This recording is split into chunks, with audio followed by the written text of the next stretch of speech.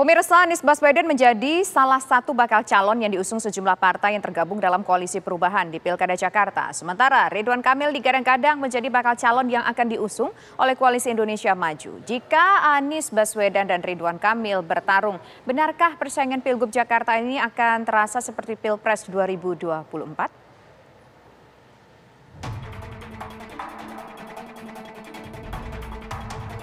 Pilkada Jakarta masih menjadi sorotan publik. Sejumlah partai politik sudah mulai mengeluarkan kartunya dengan cara mengusung nama-nama tokoh yang akan maju di pilkada. Saat ini baru Partai Keadilan Sejahtera yang sudah mengusung secara resmi pasangan Anies Baswedan dan Sohibul Iman untuk dijagokan di pemilihan gubernur. Santer beredar kabar calon kuat yang akan bersaing di Pilkada Jakarta adalah Anies Baswedan yang diusung PKS dan PKB. PDIP dan Nasdem juga tidak menutup kemungkinan untuk mengusungnya.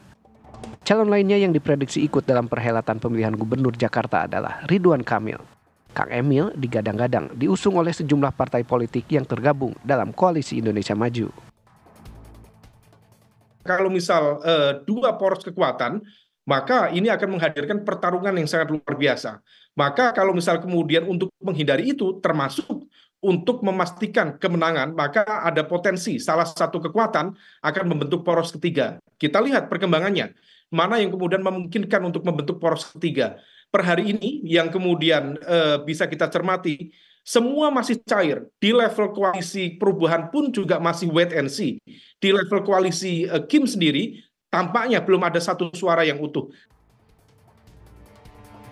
Jika benar pilkada di Jakarta akan terbangun dua poros, yakni poros Anies Baswedan yang diusung Koalisi Perubahan ditambah PDI Perjuangan dan poros Ridwan Kamil yang diusung Koalisi Indonesia Maju, maka tak heran jika Pilgub Jakarta serasa Pilpres 2024. Dari Jakarta, tim TV One mengabarkan. Pemirsa, benarkah persaingan di Pilkada Jakarta akan terasa seperti di Pilpres 2024? Bersama saya saat ini sudah ada dua orang narasumber, yaitu ada dari PDI Perjuangan, Bang Masinton Pasaribu, kemudian juga ada pakar komunikasi politik, yaitu ada Profesor Karim Suryadi. Pertama kita ingin menuju ke Bang Masinton. Bang Masinton, PKS sudah umumkan siapa yang menjadi pasangan bakal calon gubernur dan wakil gubernurnya. Ada nama Anies dan Sohibul Iman. Tanggapan Bang Masinton seperti apa? Mengingat kabarnya kalau dari eksternal, PDIP ini juga memasukkan atau ada usulan ke PDIP dari kader-kadernya nama Anies Baswedan. Iya, tentu pertama saya sampaikan dulu bahwa tidak satupun partai politik di Jakarta ini yang memenuhi syarat untuk mengajukan sendiri. Nah, tentu ini diperlukan kerjasama lintas partai. Nah, maka ya kalaupun tanpa mengurangi rasa hormat ke teman-teman PKS, umpama yang sudah mendeklarasikan Pak Anies dan Pak Sohibul, begitu ya. Nah, tentu dalam situasi dan gambaran peta politik hari ini kan belum ada satu partai politik pun yang memenuhi syarat tadi itu. Maka tentu ya menjadi tugas partai-partai politik untuk bisa meyakinkan siapa yang akan dipasangkan nantinya. Nah, bagi kami PDI Perjuangan ya meskipun ada nama Pak Anies ya yang muncul dalam proses penjaringan di kader-kader PDI Perjuangan Jakarta, ya tentu juga ada nama internal kader seperti nama Pak Basuki Cahayapurnama dan lain sebagainya. Nah, tentu ya kami sadar betul bahwa saat ini adalah yang diutamakan itu membangun komunikasi antar partai politik dulu. Baru nanti kemudian bicara tentang figur siapa yang akan menjadi DKI 1-nya, kemudian siapa yang menjadi pendampingnya untuk DKI 2. Nah, itu menurut saya jauh lebih realistis hari ini kita lakukan penjajakan komunikasi antar partai politik tersebut agar dapat memenuhi syarat untuk mengusung pasangan calon gubernur dan calon wakil gubernur. Nah, Bang Masinton, sejauh ini dari PDIP sendiri sudah berkomunikasi dengan siapa saja partai politiknya, atau mungkin sudah pernahkah mungkin ada rencana mau ketemu dengan sejumlah nama-nama yang digadang-gadang masuk dalam bursa? Ya, tentu kami akan melakukan penjajakan komunikasi, baik itu dengan partai politik seperti PKB, Nasdem, ya juga tidak tertutup kemungkinan juga dengan PKS, mungkin juga dengan Gerindra, dengan Golkar. Artinya kan komunikasi politik itu kan penting dilakukan oleh partai politik. Begitupun nanti dengan nama-nama ya figur ya atau tokoh yang muncul dalam proses penjaringan tersebut. Tapi lagi-lagi ya PDI Perjuangan belum memutuskan siapa nama yang akan diusung nantinya, karena kami juga sedang melakukan survei di Jakarta ya, melihat dan memotret persepsi dan aspirasi dari warga Jakarta, figur seperti apa yang diinginkan. Tentu sebelum pengambilan keputusan ya kita juga perlu melakukan penjajakan dan komunikasi antar partai politik seperti itu, Mbak. Nah, terakhir sebelum kita menuju ke Prof. Karim, saya ingin ke Bang Masinton kembali. Bang Masinton, dengan PKS mengumumkan bahwa pasangan yang diajukan PKS, walaupun PKS nggak bisa maju sendiri, ada nama di situ, Anies Baswedan bersanding dengan Sohibul Iman. Apakah ini nama Anies Baswedan ini sudah tidak masuk lagi dalam salah satu nama yang dicoba dijaring oleh PDIP? Apakah nama tersebut sudah dikeluarkan dari PDIP untuk dijaring? Masih ada dalam kotak penjaringan. Kan ada tahapannya, itu penjaringan nama baru disaring kan. Baru kemudian nanti diputuskan untuk dicalonkan seperti itu. Jadi masih ada dalam kotak penjaringan tadi dan diikutkan dalam proses penyaringan. Nah, kemudian artinya apa? Kalau kita melihat dari flashback pilkada sebelumnya ya, persiapan menuju pilkada ya, beberapa partai politik mendeklarasikan pasangan kader tokoh A dengan tokoh B gitu ya. Toh pada saat pendaftaran juga bisa berubah. Ya. Artinya ini kan masih sangat dinamis ya. Setiap partai politik tentu ya berkepentingan untuk mendorongkan kadernya. Oke. Kemudian setiap partai politik tentu memiliki caranya untuk mendorong kader-kadernya. Tetapi kan lagi-lagi ya keputusan itu kan nanti diambil dalam kesepakatan antar partai politik, karena tidak satupun partai politik yang memenuhi syarat secara formal untuk mengusung sendiri pasangan calon gubernur dan calon wakil gubernur. Baik, nah sekarang saya ingin ke Prof. Karim Suryadi. Prof. Karim, ini ada beberapa nama yang santer akan dimajukan menjadi calon gubernur Jakarta. Ada nama Anies Baswedan, kemudian juga ada nama Ridwan Kamil, kemudian belakangan kita dengar juga ada nama Basuki Cahayapurnama ataupun Ahok. Prof. Karim melihat ketiga nama ini seperti apa peluangnya? Yang mana yang paling kuat? Apakah mungkin Anies Baswedan ini akan tetap unggul bersanding ataupun menantang, ada misalkan kalaupun ada nama Ahok, kalaupun ada nama Ridwan Kamil? Ya, menurut saya pertanyaan itu terlalu dini ya kalau ditanya mana yang paling berpeluang. Karena satu di antara tiga itu kan belum pasti maju. Meskipun Anies Baswedan sudah dideklarasikan oleh PKS dengan Sohibul Iman.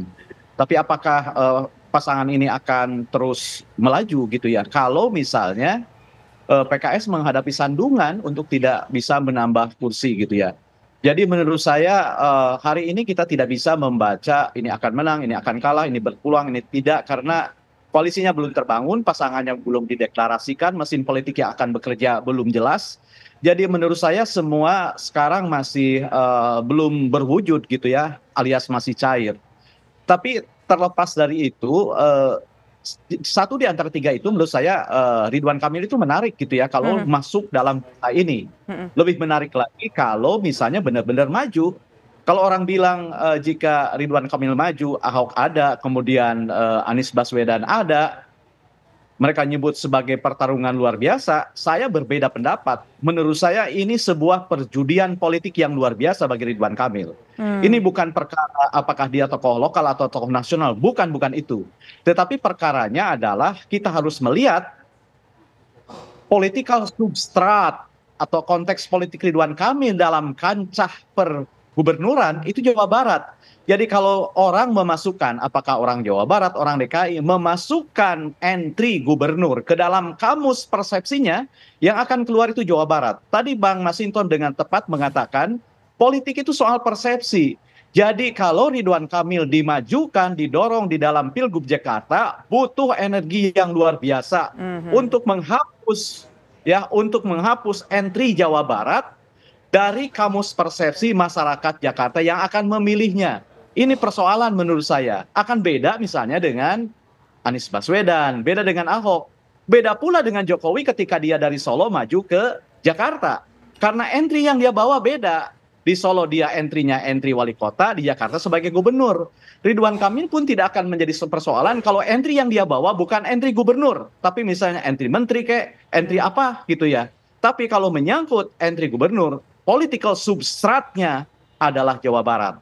Sekali lagi, ini semata-mata persoalan political substrat. Karena kita tahu ketika kita menganalisis ruang kekuasaan, di sana ada jaringan komunikasi, di sana ada jejaring dukungan, di sana ada konteks yang menentukan makna seseorang. Anda bisa bayangkan misalnya, mengapa Cut Nyak Dien itu tetap dikenal sebagai pahlawan Aceh, meskipun kuburannya di Sumedang. Ini kan jelas pertanyaan ini jawabannya apa? Karena Sumedang bukan substratnya bagi Cut Nyak Dien. Sumedang adalah tempat dikuburkan raganya Cut Nyak Dien. Adapun yang menjadi substrat perjuangannya adalah Aceh, gitu ya. Baik. Nah ini soal persepsi. Jadi saya setuju. Kalau politik berbicara adalah soal persepsi, tapi kita juga tahu bagaimana kalau seandainya Ridwan Kamil ini punya mesin politik yang kuat. Mungkin nggak Ridwan Kamil ini punya kekuatan kalau ya kita berandai-andai seandainya. Kalau ternyata Ridwan Kamil tetap maju di Pilgub Jakarta, apakah mungkin Ridwan Kamil ini punya kekuatan di balik kita melihat ada PR entry point-nya itu adalah dari Jawa Barat. Apakah dengan mesin kekuatan politik hal tersebut mungkin bisa menjadi sebuah potensi? Tapi nanti dijawab ya Prof ya, usaha jeda berikut. Kami kembali sesaat lagi.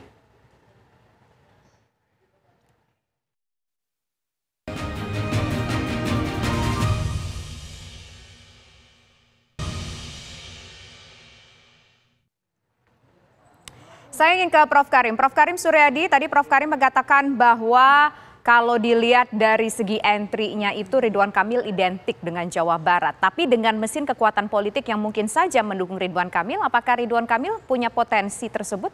Prof Karim?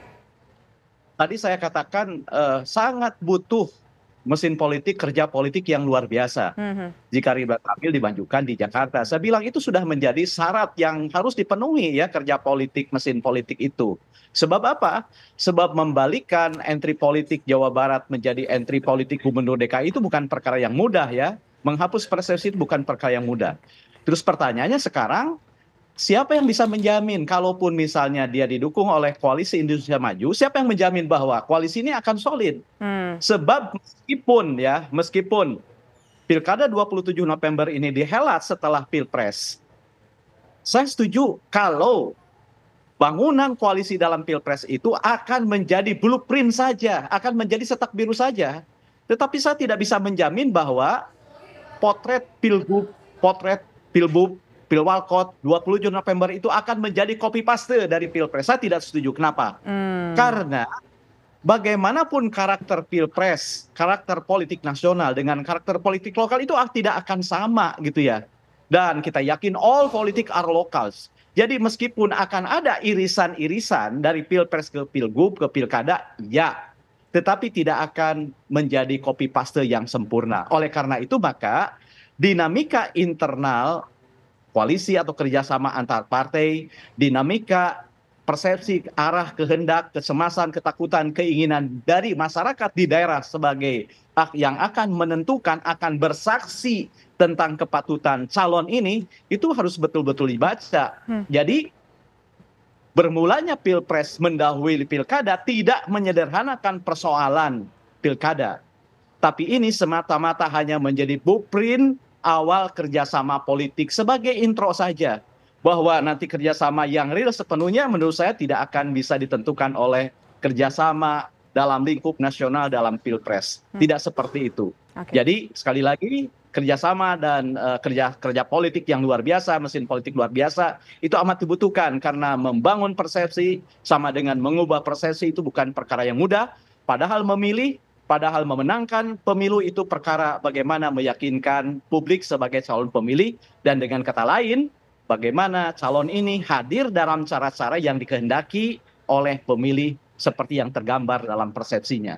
Jadi begitu menurut saya. Ya, Prof Karim, tadi ada sebuah statement dari PKB, Wasekjen PKB yang mengatakan bahwa PKS itu melakukan blunder politik dengan mengumumkan nama Anies Baswedan dan Sohibul Iman ini akan maju ke Pilgub Jakarta. Anda sepakat dengan adanya soal blunder politik yang mungkin saja dilakukan oleh PKS menurut PKB ini? Ya, menurut saya ini langkah yang berani ya, sudah menawarkan produk, sementara kekuatan yang akan membelinya belum ada gitu ya. Tadi Bang Masinton bilang tidak ada satupun partai yang bisa mengusung, bahkan menurut saya kalau misalnya hanya sampai 30%, kalaupun bisa, itu kan sangat bersiko ya dengan dinamika Jakarta, meskipun kita tahu bagaimana soliditas, kinerja, kemudian militansi kader-kader PKS. Tapi menurut saya untuk meyakinkan masyarakat Jakarta yang majemuk butuh kerjasama luar biasa antar partai, karena sulit mereduksi Jakarta meskipun wilayahnya tidak begitu luas, tetapi dengan keragaman penduduk yang sangat kompleks gitu ya, butuh kerjasama yang luar biasa antar partai gitu ya. Ini keberanian ya luar biasa gitu ya. Mudah-mudahan saja ini tidak benar-benar jadi blunder ya. Artinya ada partai yang bersedia bergabung meskipun tidak menyertakan kadernya gitu ya. Oke. Nah, Ini baik. betul-betul butuh kesukarelaan politik yang luar biasa. Oke, nanti sebelum kita masuk ke poin mengenai sukarela politik dari partai-partai politik ini yang luar biasa, saya menuju kembali ke Bang Masinton. Bang Masinton, kalau seandainya nanti ada nama Anies Baswedan dan juga Ridwan Kamil, ini seandainya mereka fix berdua maju ke Pilgub Jakarta, lantas sosok siapa yang akan dipilih oleh PDIP? Ya, tentu kami mempertimbangkan ya, apakah kami akan mengusung Pak Anies, apakah kami akan memajukan kader kami sendiri sebagai DKI satunya, ataukah kami mengawinkan ya DKI satunya bisa Pak Anies, kemudian kader dari PDI Perjuangan sebagai DKI 2-nya atau cawagupnya, atau dengan calon lain. Ini kan tergantung dengan komunikasi dan dinamika bangunan dan hubungan antar partai politik agar bisa dapat sama-sama mengusung ya pasangan calon tersebut. Nah, tadi saya menarik apa yang disampaikan oleh Prof. Karim. Menurut saya karakteristik dalam pilkada ini memang dinamikanya berbeda dengan pilpres. Jadi tiap-tiap daerah itu dinamikanya berbeda-beda. Dan kemudian dinamika di setiap daerah disesuaikan dengan karakteristik daerahnya, dan itu tidak automatically bisa mengcopy paste dengan dinamika pilpres yang baru kita selenggarakan tadi. Nah, kemudian endorse dari presiden umpama begitu ya terhadap salah satu pasangan, itu juga nggak begitu berpengaruh signifikan kalau di Jakarta ya. Umpama kita ambil contoh ketika pilkada gubernur 2017 lalu gitu ya, di mana pasangan Pak Ahok dan Pak Jarot pada saat itu juga di-endorse presiden, tetapi yang menang kan pasangannya Pak Anies dan Pak Sandiaga Uno pada saat itu. Artinya apa? Itu menampakkan karakteristik dan dinamika pilkada itu berbeda dengan dinamika pada saat pilpres lalu. Seperti itu, Mbak. Oke, nah kalau seandainya dalam kondisi seperti ini, kita melihat bahwa tampaknya dari hasil elektabilitas, dari kita berkaca juga dari hasil Pilpres kemarin, Prof. Karim, ini kan nama Anies Baswedan nih yang paling unggul dibandingkan misalkan kita melihat dari elektabilitas sejumlah calon-calon yang lainnya sementara waktu ini begitu ya. Nah, kalau menurut Prof, bagaimana posisi dari PDIP saat ini? Apakah posisi PDIP saat ini terkunci dari hitung-hitungannya untuk mengajukan calonnya, atau mungkin ada peluang PDIP bisa mengajukan calonnya sendiri terlepas misalkan dari nama Anies Baswedan ataupun juga mungkin dari nama Ridwan Kamil? Pasangannya aja belum ditetapkan, kerjasamanya politiknya belum terbangun, bagaimana kita bilang terkunci ya? Saya melihat malah bukannya terkunci.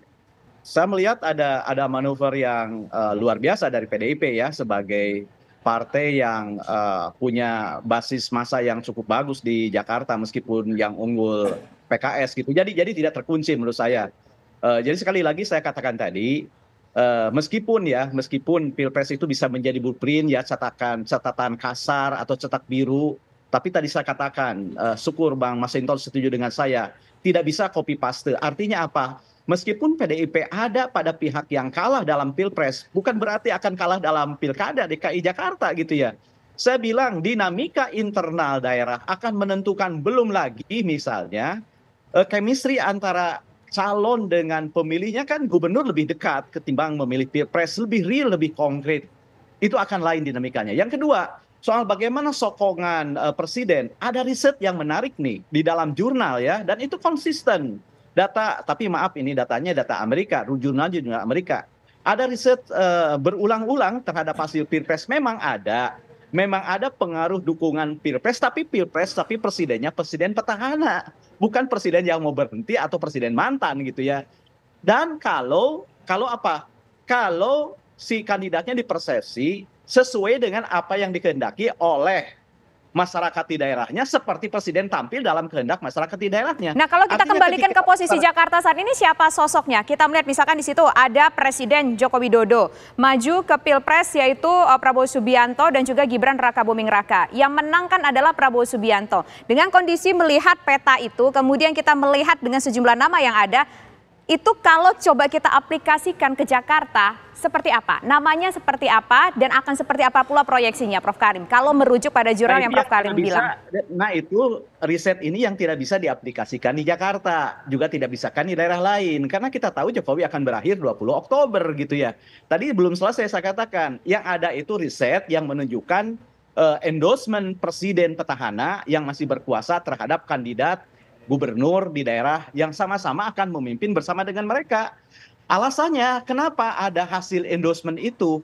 Karena mereka akan dicitrakan, akan dikesankan, akan dipersepsi sebagai satu bagian teamwork ya, teamwork antara level nasional dengan daerah. Jadi untuk saat ini ya, Presiden Jokowi akan berakhir 20 Oktober, Pilkada 27 November itu tidak sama ya, tidak sebanding perbandingannya. Bahwa misalnya Prabowo dan Gibran itu diendos oleh Jokowi, yes. Tetapi siapa menjamin bahwa Prabowo dan Gibran akan tampil seperti yang dikehendaki oleh masyarakat ketika dia melihat Jokowi mau hadir ke mall, mau hadir ke Malioboro, ikut main bola koloran gitu ya. Siapa yang jamin? Jadi menurut saya endorsement ya endorsement terhadap presiden yang terpilih, tetapi endorsement ini tidak akan bisa mentransfer personality, mentransfer appearance, mentransfer performance yang dimiliki oleh Jokowi. Jadi menurut saya kondisinya akan berbeda, lebih karena Presiden Jokowi akan mengakhiri 20 Oktober, juga lebih karena meskipun di-endorse presiden yang menang ini, tetapi itu tidak bisa mentransfer, membawa pengalaman terbaik yang dipraktekkan oleh Jokowi, atau kesan masyarakat tentang Jokowi tidak akan serta-merta pindah kepada Prabowo dan Gibran. Oke, baik. Menurut narasumber kita sore hari ini, pemirsa, menjawab judul Pilkada Jakarta Rasa Pilpres 2024, Prof. Karim bilang agak jauh rasanya atau nggak bakal sama, kalaupun ada rasanya dikit-dikit doang gitu ya, nggak akan sama banget kayak Pilpres 2024. Baik, terima kasih Prof. Karim Suryadi, terima kasih juga Bang Masinton sudah berbincang bersama kami. Ya. Pemirsa, usai jeda berikut kami akan kembali dengan sejumlah informasi penting lainnya, tetaplah bersama kami.